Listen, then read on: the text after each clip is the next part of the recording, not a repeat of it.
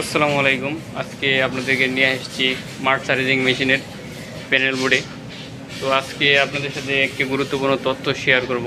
সেটা হচ্ছে এখানে আপনারা দেখতে পাচ্ছেন যে এখানে কেবি বিএফডিগুলো আছে।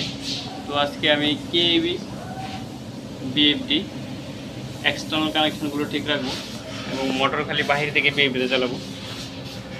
তো কেবির পরিবর্তে আমি অন্য একটা বিএফডি লেন্সি আমি লাগাচ্ছি, আরেকটা লাগিয়েছি হচ্ছে আপনার মিটসুবিশি। এই যে একটা মিটসুবিশি।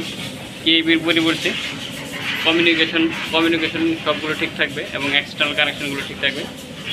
আমি শুধু এখান থেকে মোটর আউটপুট এখান থেকে দেবো না, মোটর আউটপুট দেবো আমার এই আমি যেটাতে চালিয়ে এই বিএফডি থেকে। হ্যাঁ, তো আমি আজকে এখন এটা লাগাবো। এটা আমি এক্সটার্নাল জিরো রিটার্ন কানেকশন এবং রান কমান কানেকশনগুলো করতেছি। তো এখান থেকে শুধু লেন্সি থেকে আমি মোটর কানেকশন দেবো, মোটর আউটপুট এখানে লাগাবো।